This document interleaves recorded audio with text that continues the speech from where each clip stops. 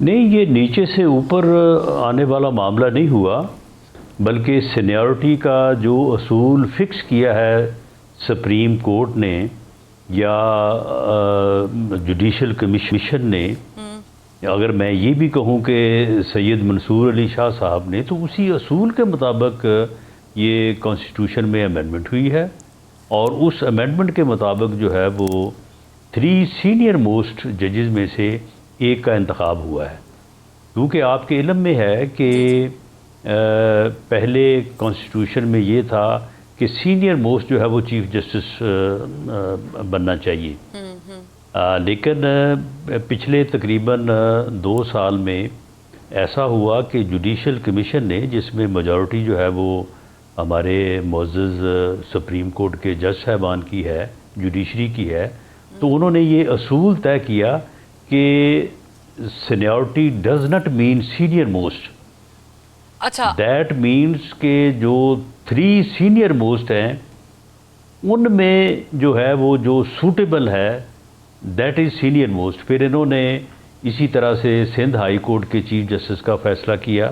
ٹھیک اسی طرح سے جو لاہور ہائی کورٹ کی اس وقت چیف جسٹس صاحبہ ہیں وہ بھی نمبر 3 پہ تھی۔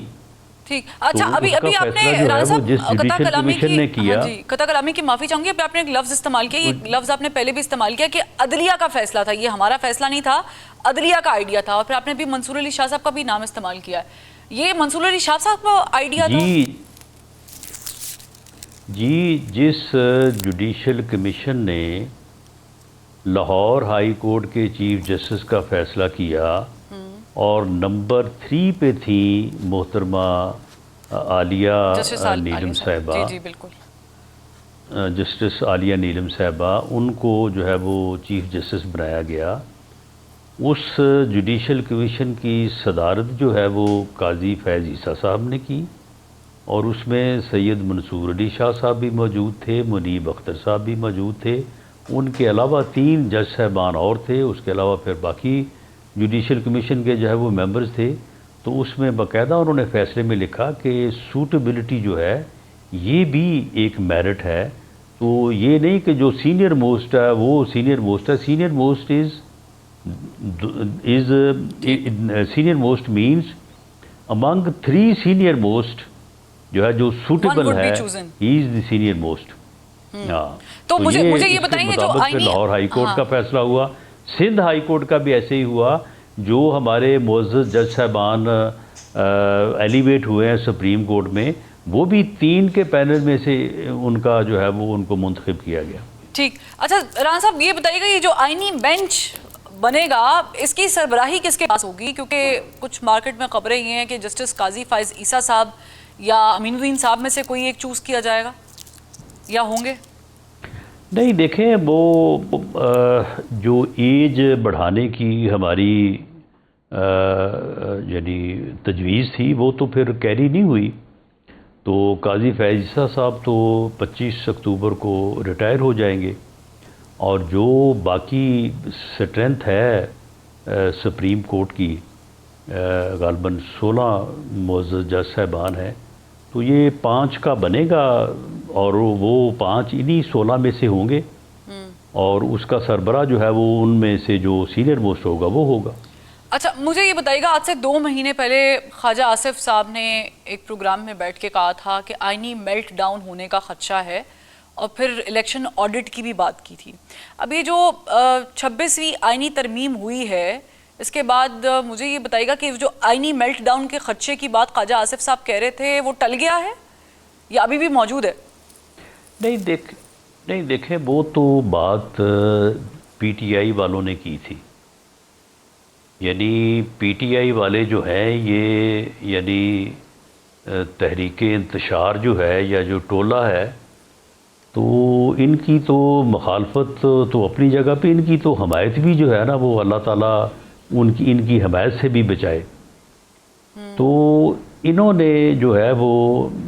سید منصور علی شاہ صاحب کو ایک متنازع جج بنایا، حالانکہ وہ بڑے ہی جو ہے وہ ایکسیلنٹ اور بڑے آنریبل جج ہیں، بہت اچھے انسان ہیں۔ تو انہوں نے اپنی نجی محفلوں میں یہ کہنا شروع کر دیا کہ جی ہماری منصور علی شاہ صاحب سے بات ہو گئی ہے، تو وہ جیسے 25 اکتوبر کو آئیں گے تو آ کے الیکشن کو کالعدم قرار دے دیں گے اور وہ نیا الیکشن کروا دیں گے۔ تو اس سے جو پھر افواہیں اور جو خدشے ابھرے تو ان کے اوپر تبصرہ کرتے ہوئے خواجہ صاحب نے یہ بات کی تھی، لیکن میں آج بھی سمجھتا ہوں کہ یہ بات جو ہے یہ غلط تھی۔ اچھا منصور علی شاہ صاحب نے کبھی بھی ان کے ساتھ یہ بات نہیں کی ہوگی جو انہوں نے بات ان سے منسوب کی۔ ٹھیک، یعنی آپ خواجہ آصف صاحب کا جو بیان تھا اس سے آپ کی جو رائے ہے وہ یکسر مختلف ہے، آپ سمجھتے ہیں کہ ایسا کوئی معاملہ نہیں تھا، اینی میلٹ ڈاؤن کہیں پر بھی نہیں تھا؟ انہوں نے پی ٹی آئی کے بیان کے اوپر تبصرہ کیا۔ ٹھیک، پی ٹی آئی والے تو یہ بات کہتے تھے، یہ باتیں کرتے تھے، اور وہ کرتے تھے منصور علی شاہ صاحب کے حوالے سے۔ میرا یہاں پہ نقطہ نظر یہ ہے کہ منصور علی شاہ صاحب کسی اس قسم کی سازش میں شامل نہیں تھے، یہ پی ٹی آئی والوں نے پراپیگنڈا کر کے جو ہے وہ ان سے منسوب کیا تھا۔ اچھا، یہ جب آپ لوگ 26ویں آئینی ترمیم کر رہے تھے اور مولانا رحمان صاحب کے ساتھ ملاقاتوں کا بھی سلسلہ بلاول بھٹو زرداری صاحب کا چل رہا تھا، اور پھر مولانا صاحب کا پاکستان تحریک انصاف کے ساتھ بھی بات چیت کا دور چل رہا تھا، پھر ایک پریس کانفرنس بھی انہوں نے کی جس میں پی ٹی آئی نے کہا کہ جی ہم اس کے حق میں ووٹ نہیں دیں گے، اور پھر ان کے بندوں کا ووٹ دے دینا، 4-5 لوگوں کا یہاں سے وہاں ہو جانا۔ مجھے یہ بتائیں رانا صاحب، پاکستان تحریک انصاف کے جو لوگ تھے وہ چاہ رہے تھے کہ وہ کچھ اس میں اپنا حصہ بقدر جثہ ڈالیں، یعنی وہ آئینی ترمیم کے ساتھ متفق تھے؟ جی بالکل، جن لوگوں نے ووٹ دیا انہوں نے بالکل اپنی آزاد مرضی سے ووٹ دیا۔ نہیں، جنہوں نے ووٹ دیا ان کے بارے میں تو پارٹی کہہ رہی ہے ان کو مارا بھی گیا، ان کو ابڈکٹ کیا گیا، ان کو پتہ نہیں بلیک میل کیا گیا، پیسے دیے گئے، وہ تو بہت کچھ کہہ رہی ہے۔ جھوٹ بول رہے ہیں، یہ بالکل جھوٹ بول رہے ہیں، ان کو خود پتہ ہے اچھا، کہ انہوں نے اپنی مرضی سے ووٹ دیا ہے۔ اب ان کو نوٹس دے رہے ہیں، نوٹس کس لیے دے رہے ہیں؟ اگر ان کو مارا گیا، ان سے زبردستی ووٹ لیا گیا تو پھر ان کا تو قصور ہی کوئی نہیں ہے، تو یہ اب ان کو کیوں دے رہے ہیں اپنا نوٹس؟ یہ ان کو سب پتہ ہے، یہ سب پراپیگنڈا کر رہے تھے، تو اس کا مطلب یہ ہے پراپیگنڈا ماسٹر ہیں، یہ اس قسم کا پراپیگنڈا کرتے رہتے ہیں۔ تو اس کا مطلب ہے رانا صاحب کہ قیادت میں پھر جن لوگوں نے ووٹ نہیں بھی دیا وہ بھی چاہ رہے تھے کہ ہم اس آئینی ترمیم کے ساتھ جائیں، جنہوں نے نہیں دیا؟ جی ان میں بھی ایسے لوگ تھے، اسی لیے تو انہوں نے سب کو منع کر دیا تھا کہ آپ نے قومی اسمبلی کے اجلاس میں آنا ہی نہیں ہے۔ یہ صرف انہوں نے 10 بندوں کا انتخاب کیا تھا کہ یہ 10 بندے آئیں گے، باقی جو ہے نا 80 بندے وہ نہیں آئیں گے۔ ان کو ان کے بھی اوپر بھی خطرہ تھا، شک تھا کہ اگر وہ ادھر آ جائیں گے تو کہیں ووٹ نہ دے دیں۔ تو یعنی میں یہ کہہ سکتی ہوں کہ آپ لوگوں کے لیے آئینی ترمیم پاس کرانا تو پھر تو کوئی ایشو ہی نہیں تھا، کیونکہ آپ کی جیب میں تو 15-20 لوگ موجود تھے۔ نہیں، ایسا بالکل نہیں تھا، ہمارے پاس پورے نمبر ہی تھے، اچھا، اور مولانا فضل الرحمان کی حمایت کے مطابق کے بغیر کافی مشکل صورتحال تھی، اسی لیے جو ہے وہ یہ بڑی ہیکٹک ایفرٹس ہوئیں اور مذاکرات ہوئے، اور ہم نے مولانا کو جو ہے وہ ان کے ساتھ کنسنسس کیا، کیونکہ کنسنسس بھی ہمارا ایک مقصد تھا کہ کنسنسس کے بغیر یہ ترمیم جو ہے